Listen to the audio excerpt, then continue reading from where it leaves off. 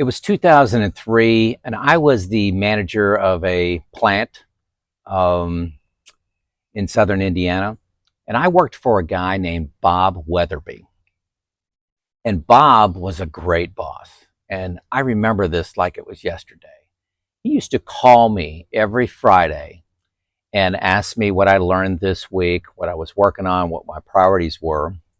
And then he'd always give me a challenge. And this particular day that I remember, he said, Joe, I'm looking at bringing some common alloy product into your plant. I'm looking at 10 to 15%.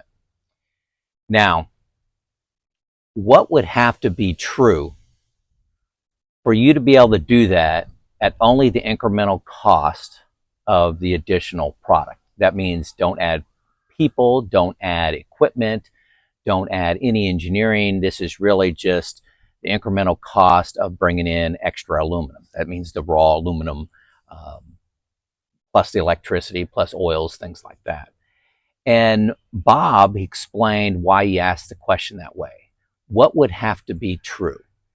He said, Joe, it's always easy to come up with excuses why you need this or need that. What would have to be different? We can't do that. We're structured a different way. But he said, what would have to be true?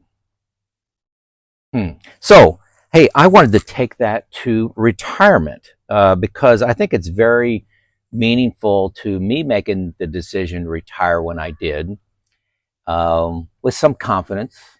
And I think it can help you. So the default is the delay. You got a lot of social pressure to say and keep on working. It's always going to make financial sense to work another year. You know, that's a no-brainer. If you do that, it's going to have that answer every single time to work 1, 2, 3 more years. And there's also fear of change, loss of identity, and financial unknowns.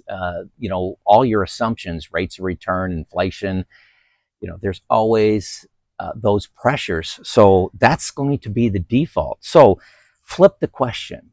What would have to be true for you to say yes to retiring at the end of the year, in 2 years, whatever your math works out to be? It's going to be a big deal. It's going to be more than just the math. You have to mentally get there. But what would have to be true? You know, financially, yes. But what about your health? You know, do you need any health procedures done before you retire? What's your purpose going to be? Any family considerations? Are you going to move? Kind of have some of those things worked out, and you know the impact of those. For me, you know, I had a lot of spreadsheets. You know, my background is engineering. And, you know, I had probably 10 spreadsheets looking at retirement from different angles, and all of them made sense. The 4% rule made sense to me. I had a retirement group with 2 close friends where we intimately shared everything. Here's where I'm at. Here's the decision. Poke holes in this. And they were saying, you know, after trying to look for weak spots, they overwhelmingly said, Joe, you know, you're going to be just fine. I've also, I talked with 7 financial advisors. I was looking for what did I not know? What did I not know and that I could not find out? And quite frankly, I found that a DIY retirement was possible. I could do it myself. And, you know, all the information's out there. And going to 7 financial advisors sounds excessive, but it gave me confidence that my plan didn't have any major holes in it. So, yeah, I think 3 would be fine. 7's a little ridiculous. But, you know, you also must confront the trade-offs realistically, okay? 1, there's never going to be a perfect time. The only perfect time to retire is when you look in reverse. Oh, 5 years ago was the perfect time to retire. 3 years ago was the perfect time to retire. It never appears like the perfect time to retire when you are doing it, when you're in the moment, okay? It never feels that way. You have to have the benefit of hindsight. So it's always going to look bad. You know, waiting for certainty has a trade-off. You're losing your youngest years, maybe your healthiest years, okay? you're losing time in your, maybe you're looking at late 50s or early 60s, mid 60s. Those are your best years. I remember my mom telling me that she loved her 60s. So how many of those years in your 60s are you going to trade off? Okay. For certain, you're trading those off for certain. The financial things, it's very emotional and it could be, dramatic, but those are all maybes. Those are all, a lot of times for us, the worst case. If the worst case happens, this, and this financially, but for certain, you're giving up a year. Okay. So the last thing I want to say is visualize what your retirement is going to look like. That was very important to me. What am I retiring to?